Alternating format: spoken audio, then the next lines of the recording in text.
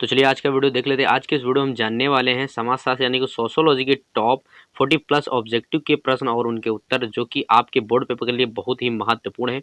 और इस वीडियो में जितने भी प्रश्न हैं ना, सभी टॉप लेवल के हैं। अगर आप इस वीडियो को लास्ट तक देख लेंगे तो आपके 40 में से 20 नंबर पक्के हो जाएंगे। ठीक है, अभी तक आपने समाजशास्त्र का मॉडल पेपर नहीं देखा है तो मैंने एक वीडियो बनाई है जिसमें आपको बताया है कि आपके कितने प्रश्नों के कितने अंक प्राप्त मिलेंगे। ठीक है, तो उस वीडियो को देखने के लिए आप ऊपर आई बटन में क्लिक करें और डायरेक्टली उस वीडियो को देख सकते हैं। ठीक है, तो चलिए इस वीडियो का पहला प्रश्न देख लेते हैं। आपका पहला प्रश्न है कि संस्कृत सभ्यता का प्रतिवाद है किसने कहा है। यानी कि संस्कृत सभ्यता का जो प्रतिवाद है वह किसने कहा। तो इसका राइट आंसर होगा ऑप्शन ए यानी कि मैकाइवर एवं पेज ने कहा। ठीक है, संस्कृत सभ्यता का जो प्रतिवाद है वह मैकाइवर एवं पेज ने कहा है। तो वैसे मैं आप लोगों को बता देता हूँ कि आपके ऑब्जेक्टिव में आपका एक प्रश्न होगा और आपके 4 ऑप्शन होंगे जिसमें आपको राइट आंसर जो होगा उससे आपको सेलेक्ट करना होगा। ठीक है, तो चलिए अगला प्रश्न देखते हैं। आपका अगला प्रश्न है कि यह परिभाषा किसकी है कि संस्कृत उन भौतिक तथा बौद्धिक साधनों या उपकरणों का संपूर्ण योग्य है जिनके द्वारा मानव अपनी शास्त्रीय तथा सामाजिक आवश्यकताओं की संतुष्टि तथा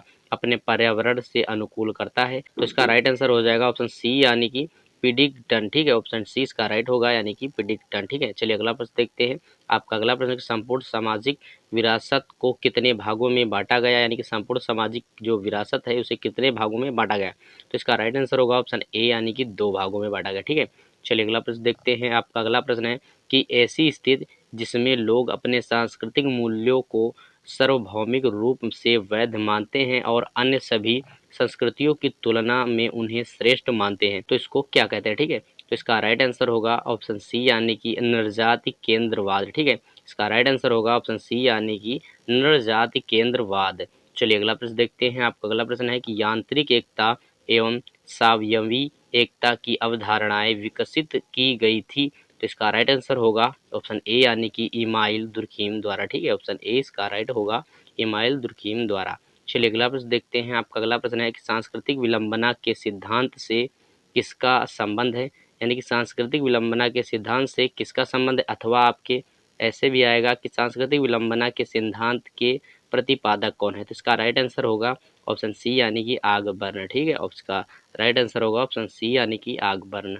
चलिए अगला प्रश्न देखते हैं। आपका अगला प्रश्न सामाजिक परिवर्तन की चुनौती एवं प्रत्युत्तर सिद्धांत का प्रतिपादक किसने किया। तो इसका राइट आंसर होगा ऑप्शन बी यानी कि टायनेवी ने। ठीक है,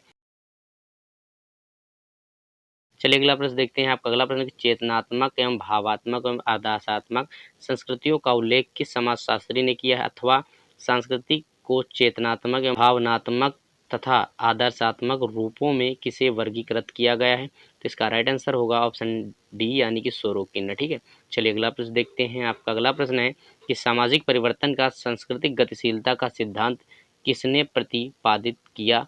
तो इसका राइट आंसर होगा ऑप्शन सी यानी कि सोरोकिन। ठीक है, चलिए अगला प्रश्न देखते हैं। आपका अगला प्रश्न है कि निम्नलिखित में से कौन 2 कथन सांस्कृतिक संपेक्षतावाद के संबंध में सही है।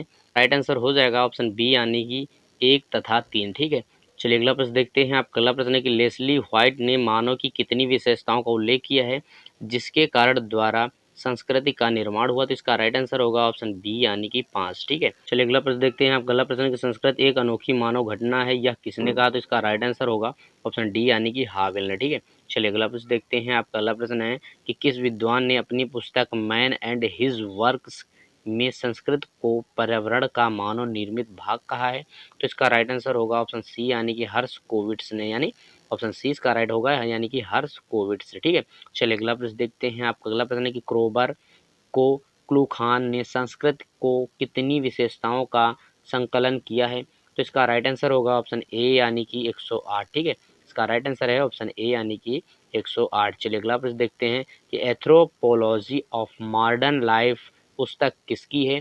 तो इसका राइट आंसर होगा ऑप्शन डी यानी कि बोआस की। ठीक है, ऑप्शन डी इसका राइट हो जाएगा। चलिए अगला प्रश्न देख लेते हैं। आपका अगला प्रश्न है कि संस्कृत शब्द का सर्वप्रथम प्रयोग किसने किया। संस्कृत शब्द का जो सर्वप्रथम प्रयोग किया था उसका राइट आंसर है ऑप्शन ए यानी कि टाइलर ने किया था। ठीक है, चलिए अगला प्रश्न देखते हैं। आपका अगला प्रश्न है कि सांस्कृतिक तत्वों के प्रकारों पर ज्यादा बल दिया है वह किसने दिया है। तो इसका राइट आंसर होगा ऑप्शन सी यानी कि मैलिनोवस्की ने दिया। ठीक है, मैलिनोवस्की ने संस्कृत तत्वों के प्रकारों पर ज्यादा बल दिया। ठीक है, चलिए अगला प्रश्न देखते हैं। आपका अगला प्रश्न है दी ग्रुप माइंड पुस्तक किसने लिखी, यानी कि दी ग्रुप माइंड पुस्तक जो है वह किसने लिखी। तो इसका राइट आंसर होगा मैकडूगल ने। ठीक है, ऑप्शन ए इसका राइट हो जाएगा, यानी कि मैकडूगल ने दी ग्रुप गाइड पुस्तक लिखी। ठीक है, चलिए अगला प्रश्न देखते हैं। आपका अगला प्रश्न होगा कि संस्कृत की अधिसावयी प्रकृति का उल्लेख किया है। तो इसका राइट आंसर होगा ऑप्शन सी, यानी कि ए प्लस बी दोनों ने। ए प्लस बी दोनों का मतलब होगा हर्बर्ट स्पेंसर ने एंड लिम्पर्ट्स ने। ठीक है, इसका राइट आंसर है ऑप्शन सी, यानी कि ए प्लस बी दोनों ने। ठीक है, चलिए अगला प्रश्न देखते हैं। आपका अगला प्रश्न है कि संस्कृत संपूर्ण सामाजिक परंपरा है किसने कहा। तो इसका राइट आंसर होगा ऑप्शन बी, यानी कि लोई ने। ठीक है, लोई ने कहा। चलिए अगला प्रश्न देखते हैं कि संस्कृत हस्तांतरित में की जाने वाली बुद्धि है किसने कहा। तो इसका राइट आंसर होगा ऑप्शन डी, यानी कि मेरिट ने। ठीक है, चलिए अगला प्रश्न देखते हैं कि मनुष्य सामाजिक परंपरा का निष्क्रिय वाहक है किसका विचार है। तो इसका राइट आंसर है सी, यानी कि डोकार्ड का। ठीक है, चलिए अगला प्रश्न देखते हैं कि कौन विद्वान संस्कृत के केवल अभौतिक पक्ष को सम्मिलित करते हैं। तो इसका राइट है ऑप्शन ए, यानी कि मैकाइवर। ठीक है, तो चलिए अगला प्रश्न देखते हैं। क्रोबर ने संस्कृत के पक्षों का उल्लेख किया। तो इसका राइट है ऑप्शन सी, यानी कि ए प्लस बी दोनों। ठीक है, ए प्लस बी दोनों का मतलब होगा इथास एंड इडास। ठीक है, चलिए अगला प्रश्न देखते हैं। आपका अगला प्रश्न संस्कृत तत्व किसकी छोटी से छोटी इकाई है। तो इसका राइट आंसर होगा ऑप्शन बी, यानी कि संस्कृत की। ठीक है, चलिए अगला प्रश्न देख लेते हैं। आपका अगला प्रश्न है कि संस्कृत तत्व को हम संस्कृत के गड्ढन की सरलतम व्यवहारिक इकाइयों मान सकते हैं। तो इसका राइट आंसर होगा ऑप्शन सी, यानी कि डॉक्टर दुबे। ठीक है, चलिए अगला प्रश्न देखते हैं। किस विद्वानों ने सांस्कृतिक तत्वों के आधार पर विभिन्न संस्कृतियों का तुलनात्मक अध्ययन किया। तो इसका राइट होगा ऑप्शन सी, यानी कि ए प्लस बी दोनों। ठीक है, चलिए अगला प्रश्न देखते हैं। अगला प्रश्न है कि नवाचार को संस्कृति परिवर्तन का आधार मानते हैं, वह कौन मानते हैं। तो इसका राइट आंसर होगा ऑप्शन ए, यानी कि वार्नेट द्वारा मानते हैं। ठीक है, वार्नेस का राइट हो जाएगा ऑप्शन ए। ठीक है, चलिए अगला प्रश्न देख लेते हैं। आपका अगला प्रश्न है कि कौन सा कथन सत्य नहीं है। तो इसका राइट आंसर होगा ऑप्शन सी, यानी कि सांस्कृतिक अनुवंशिकी से हस्तांतरित होती है। ठीक है, इसका राइट आंसर है ऑप्शन सी। ठीक है, चलिए अगला प्रश्न देखते हैं। आपका अगला प्रश्न है कि पर संस्कृति ग्रहण सामाजिक एकीकरण तथा आत्मसातकरण को उत्तम ढंग से वर्णित किया जा सकता है। तो इसका राइट आंसर होगा ऑप्शन बी, यानी कि आत्मसात प्रक्रिया के चरण है। ठीक है, तो चलिए अगला प्रश्न देखते हैं। आपका अगला प्रश्न है कि सांस्कृतिक संपेचवाद में क्या निहित नहीं है। तो इसका राइट आंसर होगा ऑप्शन डी, यानी कि यह एक समूह के भूतकालीन पूर्व विकल्पित विचारों से संबंधित है। ठीक है, चलिए अगला प्रश्न देखते हैं। आपका अगला प्रश्न है कि सांस्कृतिक संपेचतावाद को रेखांकित करता है। इसका राइट आंसर होगा ऑप्शन ए, यानी कि सार्वभौमिकवाद। ठीक है, ऑप्शन ए इसका राइट हो जाएगा। चलिए अगला प्रश्न देखते हैं। आपका अगला प्रश्न है सांस्कृतिक संपेचवाद को रेखांकित ग्रहण में योगदान किया।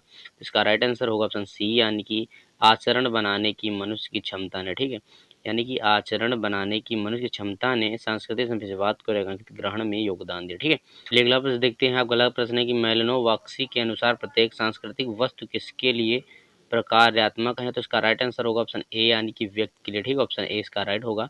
चलिए अगला प्रश्न देखते हैं कि व्यावसायिक एवं उप सांस्कृतिक विशेषता होती है। तो इसका राइट आंसर होगा ऑप्शन सी, यानी कि औद्योगिक समाज की। ठीक है, चलिए अगला प्रश्न देखते हैं कि सांस्कृतिक होती है, यानी कि सांस्कृतिक होती है तो क्या होती है। तो इसका राइट आंसर होगा ऑप्शन बी, यानी कि व्यवहार का संगठित व्यवहार होती है। ठीक है, चलिए अगला प्रश्न देखते हैं। किस विचारक ने मत व्यक्त किया कि भारतीय ग्राम की आत्मनिर्भरता एक मिथक है। तो इसका राइट आंसर होगा ऑप्शन डी, यानी कि एम श्रीनिवास ने। ठीक है, चलिए अगला प्रश्न देखते हैं। आपका अगला प्रश्न है कि किसने संस्कृति ग्रहण पारंपरिक एवं संस्कृति ग्रहण एवं पर संस्कृति ग्रहण में भेद किया है। तो इसका राइट आंसर होगा ऑप्शन सी, यानी कि हर्ष कोविड्स ने। ठीक है, ऑप्शन सी इसका राइट होगा, यानी कि हर्ष कोविड्स ने। ठीक है, चलिए अगला प्रश्न देखते हैं। आपका अगला प्रश्न है कि किस समाज वैज्ञानिक ने सामाजिक परिवर्तन के सांस्कृतिक कारक को सर्वाधिक महत्वपूर्ण माना है। तो इसका राइट आंसर होगा ऑप्शन बी, यानी कि वेबर ने। ठीक है, इसका बी राइट हो जाएगा। चलिए अगला प्रश्न देखते हैं। आपका अगला प्रश्न है कि सांस्कृतिकरण की प्रक्रिया में कौन सा पक्ष प्रबलतम होता है। तो इसका राइट आंसर होगा ऑप्शन ए, यानी कि क्षैतिज गतिशीलता। ठीक है,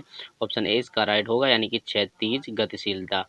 चलिए अगला प्रश्न देख लेते हैं। आपका अगला प्रश्न है और आपकी वीडियो का लास्ट प्रश्न, सामाजिक सांस्कृतिक परिवर्तन के संदर्भ में ध्रुवीकरण का सिद्धांत दिया जाता है। तो इसका राइट आंसर हो जाएगा ऑप्शन सी, यानी कि सोरोगन। ठीक है, इसका राइट होगा ऑप्शन सी, यानी कि सोरोगन। ठीक है, तो गाइस उम्मीद करते हैं आपको ये 40 प्रश्न समझ में आ गए होंगे। अगर समझ में आए तो वीडियो को लाइक करें, चैनल पर नए हैं तो चैनल को जरूर सब्सक्राइब करें और हमें कमेंट सेक्शन में ज़रूर बताएं कि आपको किस सब्जेक्ट की वीडियो चाहिए। और मिलते हैं नेक्स्ट वीडियो में, तब तक के लिए बाय, टेक केयर।